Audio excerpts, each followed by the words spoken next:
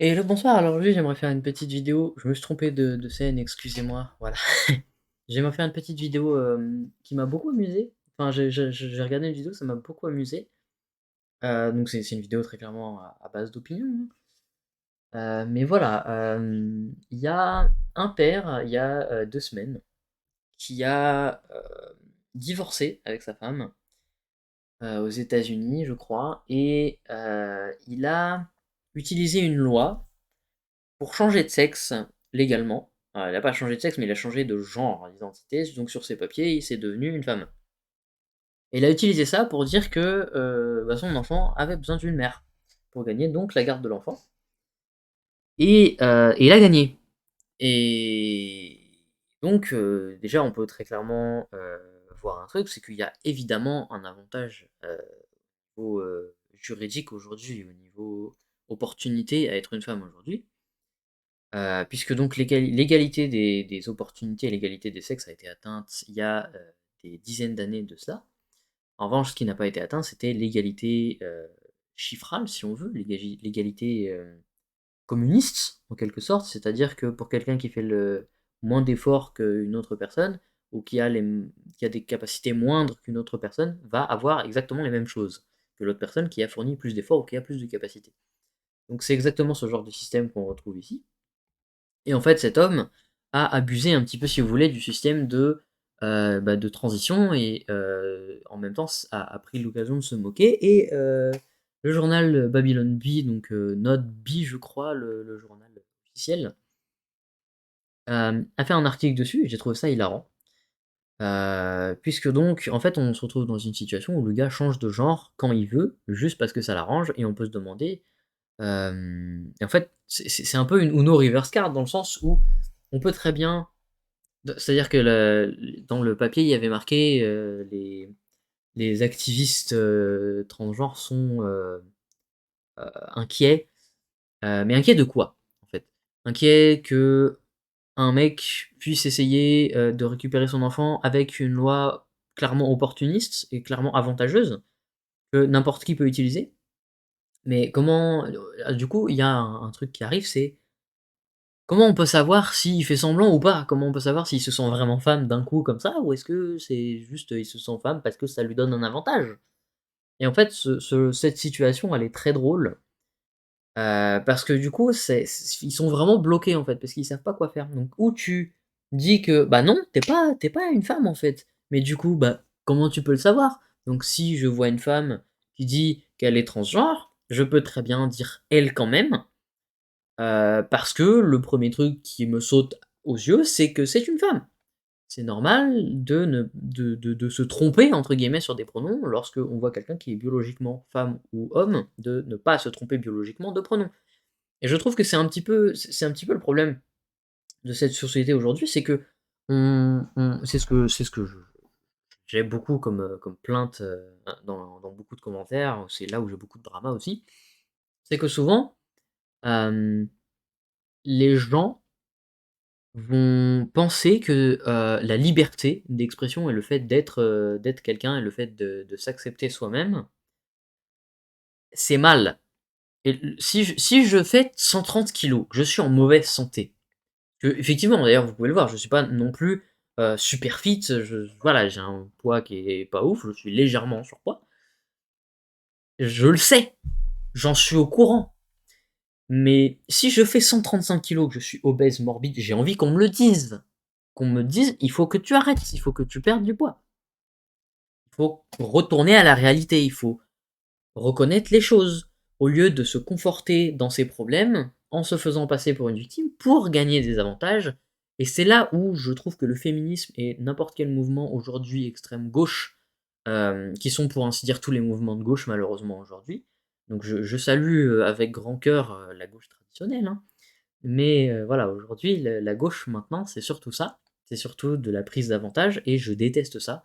Hem Et c'est marrant de voir que il y a quand même des hommes qui arrivent à tourner autour, et qui arrivent à rigoler des lois et qui arrivent à simplement gagner en fait avec, leurs lois débiles. Qui fait que, bah, voilà, ça montre à quel point c'est débile en fait, comme vraiment, c'est tu nais homme ou femme, Tu peux vouloir qu'on t'appelle d'une certaine manière, mais ne force pas non plus les gens à le faire et bah, accepte-toi biologiquement, en fait. Le documentaire de «Qu'est-ce qu'une femme?» de Matt Walsh, c'est un énorme exemple pour ça. C'est qu'à un moment, il y a un ancien transgenre, qui était, femme et qui a essayé de passer qui a essayé de passer homme et il regrette très clairement ses décisions sur le documentaire et évidemment, il y en a qui regrettent pas leurs décisions, mais il y a des millions d'effets secondaires, des millions d'opérations supplémentaires à faire, des médicaments à prendre toute sa vie et ça, on nous le dit pas. Ça, les médias, ils nous le cachent. Il y a beaucoup de choses qui nous sont cachées et c'est absolument aberrant. C'est comme pour l'arrestation d'Andrew Tate. Il y a énormément de choses qui nous sont cachées et ce qu'on voit souvent, c'est ce que la société, hem, woke un peu veut essayer de nous faire voir. C'est comme Avatar 2 qui se fait lyncher comme étant raciste, mais raciste auprès de qui? C'est comme sous prétexte que, la meuf enceinte, va pas se battre, c'est pas sexiste, mais l'autre meuf qui n'est plus enceinte, Neytiri là, elle va, elle se bat et c'est aberrant qu'elle se batte, mais pas l'autre. Les woke, c'est aberrant qu'il y en ait une qui se batte et pas l'autre. Et peu importe ce que tu fais, tu auras toujours ces critiques. Ce sera jamais assez.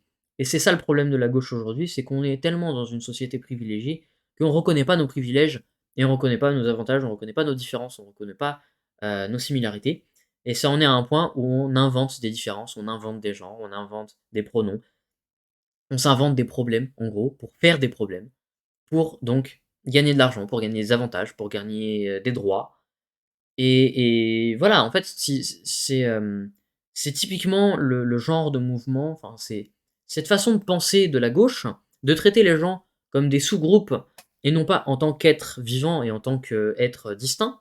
C'est typiquement le genre de façon de faire de grands dictateurs et de grandes monarchies, de grandes dictatures, telles que celle de Staline. C'est très clairement comme ça que c'est à peu près le même système en fait, hein, de de contourner, un peu, les lois, de contourner la biologie, de contourner, la moralité, de contourner, un peu tout, pour tirer les choses à son avantage et que tout le monde ait la même chose au final et là, c'est exactement ce que cherche la gauche, c'est elle dit vouloir accepter les gens, vouloir voilà, mais en fait, ce qu'ils veulent en réalité, vu qu'on a déjà l'égalité, c'est des avantages. Et c'est déguisé comme étant, de l'égalité, alors qu'au final, ce sera pas du tout de l'égalité, ce sera de la dictature, en fait. On pourra plus être ce qu'on veut, on pourra plus on modifie c'en est un point où je sais que dans l'éducation, il y a des points de l'histoire qui sont modifiés pour faire des points éducatifs sur la politique. Déjà, quand tu es professeur, normalement, tu n'as pas d'opinion politique à dévoiler. Déjà, très clairement, tu n'as pas à faire ça, tu dois être neutre. C'est compliqué à l'être, je dis pas le contraire, c'est l'intérêt d'être prof aussi. Mais voilà, c'en est un point où même l'éducation, même le gouvernement en est mêlé. Et je trouve que c'est complètement aberrant et que ça doit absolument s'arrêter le plus vite possible. Il est temps de se réveiller. Il est temps de voir que l'homme aujourd'hui, je dis pas l'homme en général, je dis l'homme de sexe masculin, est très mal vu, que l'hétérosexualité c'est mal vu, qu'être normal, qu'être traditionnel, conservateur c'est mal vu.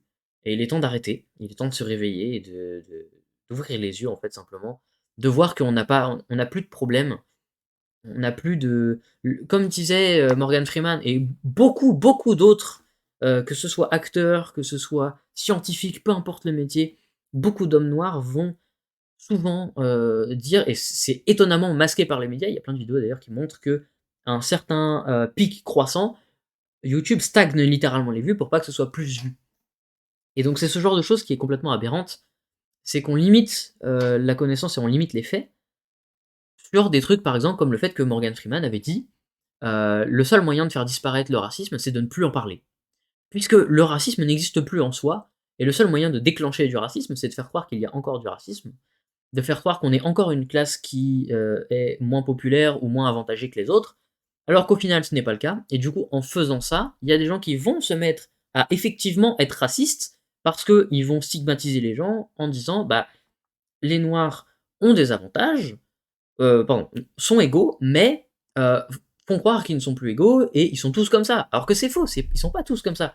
Morgan Freeman ne l'est pas, c'est le premier exemple qui me vient à l'esprit parce que c'est l'exemple le plus connu. Mais voilà, c'est une situation où, ça devient très grave de modifier la réalité et où, la gauche tourne les choses constamment à son avantage et c'est très triste. Je dis ça encore une fois, je suis quelqu'un qui de base est très clairement de gauche.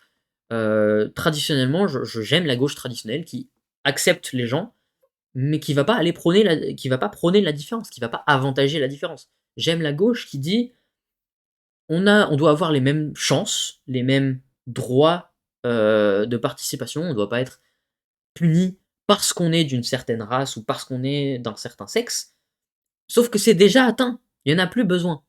Et donc, il faut encore un équilibre effectivement entre les différents partis politiques, mais il ne faut pas faire semblant, d'être encore pénalisé quand on ne l'est pas.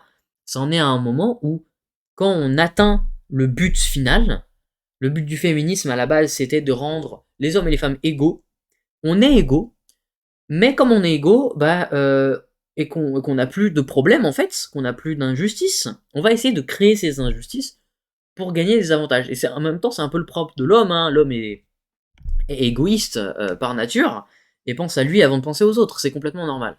Sauf que on est dans une société, on est dans une république, on est dans une démocratie, et c'est important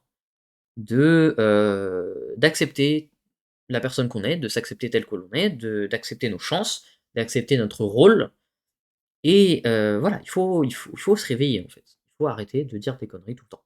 Ça me fatigue et c'est déprimant de voir qu'il y a des milliers d'hommes aujourd'hui qui sont euh, en enfer, vraiment. Johnny Depp, c'est l'un des rares hommes qui a gagné un procès contre une femme.